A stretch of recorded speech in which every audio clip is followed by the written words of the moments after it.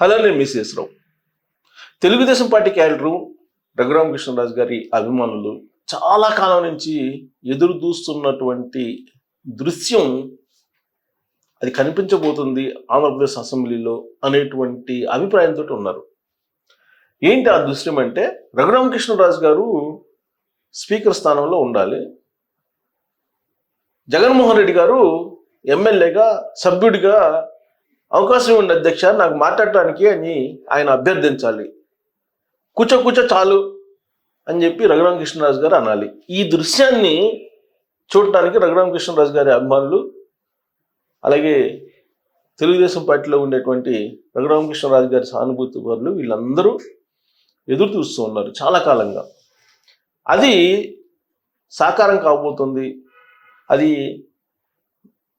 Assembly సమావేశాల సందర్భంగా చూడొచ్చు అనేటువంటి ఆసక్తి చాలా మందిలో నెలకొంది. ఇప్పుడు దానికి కారణం ఏంటంటే, జగన్మోహన్ రెడ్డి గారు అసెంబ్లీకి రావడానికి సిద్ధపడ్డారు. అసెంబ్లీకి రమ్మని చెప్పి రఘురామకృష్ణరాజు గారు భుజం మీద చేసి జగన్మోహన్ రెడ్డి గారిని గత అసెంబ్లీ సమావేశాల సందర్భంగా లాబీల్లో సూచించారు. జనరల్గా జగన్మోహన్ రెడ్డి గారి భుజం మీద చేసేటువంటి ధైర్యం ఎవరు చేయరు, కానీ రఘురామకృష్ణరాజు గారు భుజం మీద చేసి అసెంబ్లీకి రావాలి జగన్ అని చెప్పి సూచించారు. ఇప్పుడు అది నెరవేరబోతుంది. అసెంబ్లీ 24వ తారీఖు నుంచి ప్రారంభం కాబోతుంది. బడ్జెట్ సమావేశాలు తొలి రోజు గవర్నర్ ప్రసంగం ఉంటుంది. గవర్నర్ ప్రసంగానికి హాజరవుతారు. ఆ సందర్భంగా స్పీకరే బహుశా మొత్తం అసెంబ్లీని లీడ్ చేస్తారనుకుంటా, అయ్యన్న పాత్రుడు గారు. ఒకవేళ అయ్యన్న పాత్రుడు గారు ఒకవేళ ఆ తర్వాత బడ్జెట్ సమావేశాలు కాబట్టి చర్చలో కనుక అయ్యన్న పాత్రుడు గారు అవకాశం ఇస్తే రఘురామకృష్ణరాజు గారు ఆ సీట్లో కూర్చున్నటువంటి అవకాశం ఉంది. అప్పుడు జగన్మోహన్ రెడ్డి గారు కనుక వస్తే అసెంబ్లీకి, అంటే తొలి రోజు వచ్చి తర్వాత ఆయన డ్రాప్ అవుతారని చెప్పి వినిపిస్తుంది. అందుకు చెప్తున్నాను నేను. తొలి రోజు వచ్చేసి సంతకం పెట్టేసి తర్వాత వెళ్ళిపోతారు, మళ్ళీ రారు జగన్మోహన్ రెడ్డి గారు అని చెప్పి అనుకుంటూ ఉన్నారు చాలామంది. అలా కాకుండా కనుక రెగ్యులర్గా ఆయన అసెంబ్లీకి కనుక వస్తే ఖచ్చితంగా రఘురామకృష్ణరాజు గారి అభిమానులు ఏదైతే దృశ్యాన్ని ఎక్స్పెక్ట్ చేస్తున్నారో అది కనిపించేటువంటి అవకాశం ఉంది. ఇదంతా ఎందుకు అని అంటే, ఆ దృశ్యం కోసం ఎందుకు ఎదురు చూస్తున్నారని అంటే, రఘురామకృష్ణరాజు గారి మీద 3rd డిగ్రీ ప్రయోగించారు పోలీసులు ఎంపీగా ఉన్నప్పుడు, వైఎస్ఆర్ కాంగ్రెస్ పార్టీ ఎంపీగా ఉన్నప్పుడు. అప్పట్లో జగన్మోహన్ రెడ్డి గారు సీఎం. జగన్మోహన్ రెడ్డి గారు సీఎంగా ఉన్న సమయంలో జగన్మోహన్ రెడ్డి గారు చేస్తున్నటువంటి ప్రజా వ్యతిరేక విధానాల మీద రఘురామకృష్ణరాజు గారు రచ్చబడినటువంటి కార్యక్రమాన్ని నిర్వహించి ఎప్పటికప్పుడు జగన్మోహన్ రెడ్డి గారు చేస్తున్నటువంటి తప్పులను ఎత్తి చూపుతూ వచ్చారు. దాని ఫలితం 3rd డిగ్రీ ఆయన మీద. జగన్మోహన్ రెడ్డి గారే 3rd డిగ్రీ చేయించారు అనేది రఘురామకృష్ణరాజు గారు చెప్తూ ఉన్నారు అనేక సందర్భాల్లో కూడా. అప్పట్లో ఎంపీగా ఉన్నప్పటికీ కూడా హైదరాబాద్ నుంచి విజయవాడకు తీసుకెళ్లి సిఐడి ఆఫీసులో రాత్రంతా ఉంచి ఆయన మీద హత్యాయత్నం చేశారు. ఆ హత్యాయత్నం చేసినటువంటి వాళ్ళు ఎవరో కూడా రఘురామకృష్ణరాజు గారు చెప్తున్నారు.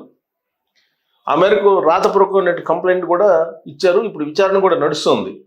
దానికి సంబంధించి తులసిబాబు ఆల్రెడీ జైల్లో ఉన్నాడు. ఎవరైతే ఆయన ఛాతి మీద కూర్చొని ఆయన చంపబోయారో తులసిబాబు, అతను జైల్లో ఉన్నాడు. అలాగే విజయపాల్, ఆ రోజున సిఐడి విచారణాధికారిగా ఉన్నటువంటి విజయపాల్, ఆయన కూడా జైల్లో ఉన్నారు. Sunil Kumar IAS CID chief, ఆయన్ని ఇమీడియట్గా విచారించాలని చెప్పి రఘురామకృష్ణరాజు గారు ఇప్పుడు పోరాడుతూ ఉన్నారు. ఆ రోజున ఎవరు ముసుగు వీరులు వచ్చారు, ఆ ముసుగేసుకున్నటువంటి వాళ్ళలో కొంతమంది వీడియో తీశారు. ఆ వీడియోని ఎవరికో చూపించారు. తీసినటువంటి వాళ్ళు ఎవరు, చూసినటువంటి వాళ్ళు ఎవరు, ఇది కావాలి నాకు అని చెప్పి రఘురామకృష్ణరాజు గారు అంటూ ఉన్నారు. ఆ కేసు చాలా సీరియస్గా నడుస్తుంది ఇప్పుడు. ఇలాంటి సందర్భంలో ఆయన అంత హత్యాయత్నం చేసినప్పుడు కూడా భయపడకుండా ఆయన జగన్మోహన్ రెడ్డి గారి మీద ఒక వీరోచితమైనటువంటి పోరాటం చేశారు 2024 అసెంబ్లీ ఎన్నికల వరకు కూడా. 2024 అసెంబ్లీ ఎన్నికల్లో జగన్మోహన్ రెడ్డి గారిని గద్దె దించారు. గద్దె దించడంలో రఘురామకృష్ణరాజు గారి పాత్ర కూడా చాలా కీలకమైనది. దాంట్లో ఎలాంటి సందేహం అవసరం లేదు. ఎందుకంటే జగన్మోహన్ రెడ్డి గారి మీద, జగన్మోహన్ రెడ్డి గారి ప్రజా వ్యతిరేక విధానాల మీద సోషల్ మీడియాలో మాట్లాడటానికి కూడా చాలామంది వెనకడుగు వేశారు. అలాంటి సమయంలో రఘురామకృష్ణరాజు గారు ధైర్యంగా జగన్మోహన్ రెడ్డి గారి ప్రజా వ్యతిరేక విధానాలని ఎప్పటికప్పుడు రచ్చబండ ద్వారా ప్రజల్లోకి తీసుకెళ్ళగలిగారు. దాంతో ఒక పెద్ద హీరో అయిపోయాడు ఆయన. జగన్మోహన్ రెడ్డి గారి మీద పోరాడేటువంటి హీరో అనేటువంటి ఒక అభిప్రాయం కలిగింది. అందుకే ఆయనకి అభిమానులు కూడా పెరిగారు. అందున తెలుగుదేశం పార్టీలో ఉండేటువంటి వాళ్ళు ఆయనకి అభిమానులు అయ్యారు. ఎన్ఆర్ఐలు, ప్రపంచవ్యాప్తంగా ఉన్న తెలుగు వాళ్ళు అనేక మంది ఆయనకి ఫాలోవర్స్ అయ్యారు. అంత పేరు తెచ్చుకున్నారు రఘురామకృష్ణరాజు గారు, ప్రాణాలకి తెగించి పోరాడి. అలాంటి రఘురామకృష్ణరాజు గారికి ఇప్పుడు కూటమి ప్రభుత్వం వచ్చిన తర్వాత డిప్యూటీ స్పీకర్ పదవి లభించింది. ఈ డిప్యూటీ స్పీకర్ పదవి లభించిన తర్వాత జగన్మోహన్ రెడ్డి గారు అసెంబ్లీకి వస్తే రఘురామకృష్ణరాజు గారు స్పీకర్ స్థానంలో కూర్చుంటే అప్పుడు వీళ్ళిద్దరి మధ్య జరిగేటువంటి కాన్వర్సేషన్ చూడాలి అనేది ఇప్పుడు అందరూ ఆసక్తిగా చూస్తున్నారు. ఈ థర్డ్ డిగ్రీ ప్రయోగించినటువంటి అంశం మీద కూడా చర్చకి అసెంబ్లీలో తీసుకొచ్చేటువంటి ప్రయత్నం కూడా రఘురామకృష్ణరాజు గారు తీసుకొచ్చేటువంటి అవకాశం ఉంది. ఎప్పుడు జగన్మోహన్ రెడ్డి గారు కనుక రెగ్యులర్గా అసెంబ్లీకి వస్తే అప్పుడు జగన్మోహన్ రెడ్డి గారు ఏం చెప్తారు అనేది కూడా వినాలని ఉంది చాలామందికి. రఘురామకృష్ణరాజు గారు స్పీకర్ స్థానంలో ఉండి ఇదే అంశం మీద చర్చ పెట్టి జగన్మోహన్ రెడ్డి గారు ఏం చెప్తారో వినాలి అనేది చాలామంది ఆశిస్తూ ఉన్నారు. సో అలాంటి ఎక్స్పెక్టేషన్స్ రఘురామకృష్ణరాజు గారి అభిమానుల్లో ఉంది. అసలు రఘురామకృష్ణరాజు గారు చైర్లో కూర్చొని స్పీకర్ చైర్లో అధ్యక్ష నాకు ఒక అవకాశం ఇవ్వండి అని చెప్పి రిక్వెస్ట్ చేసుకుంటుంటే, బతిలాడుకుంటే, ప్రాధేయపడుతూ ఉంటే జగన్మోహన్ రెడ్డి గారు దాన్ని చూడాలని చెప్పి చాలామంది వెయిట్ చేస్తూ ఉన్నారు. మరి అది సాకారం అవుతుందంటే జగన్మోహన్ రెడ్డి గారు రెగ్యులర్గా అసెంబ్లీకి వస్తే సాకారం అయ్యే ఛాన్సెస్ ఉన్నాయి.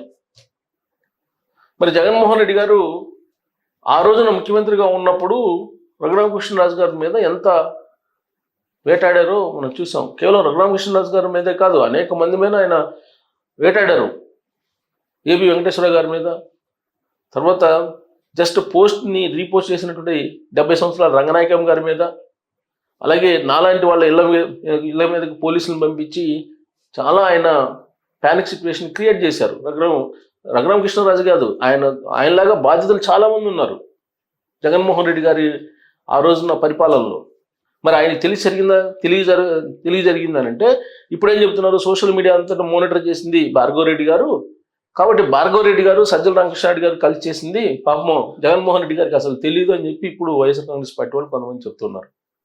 తెలిసినా తెలియకపోయినా ఆ రోజున జర్నలిస్టుల మీద ఇళ్ళకి లేదంటే రఘురామకృష్ణరాజు గారి మీద హత్యాయత్నానికి ఇవన్నీ ఖచ్చితంగా జగన్మోహన్ రెడ్డి గారికి తెలిసే జరిగి ఉంటాయి అని చెప్పేసి అనుకుంటారు ఎవరైనా, ఎందుకంటే సీఎంగా ఉన్నారు కాబట్టి ఇప్పుడు అసెంబ్లీలో ఈ దృశ్యాన్ని చూసి ఆ రోజున జగన్మోహన్ రెడ్డి గారు విర్రవీగినటువంటి తనానికి ఇప్పుడు ప్రాధేయపడినటువంటి పరిస్థితులకి రెండింటి కంపేర్ చేసి చూడాలని చెప్పి చాలామంది అనుకుంటున్నారు. మరి అది నెరవేరుతుందా, నెరవేరే అవకాశం ఉందా అనే దాని మీద మీరు మీ అభిప్రాయం తెలియజేయచ్చు. Thank you very much.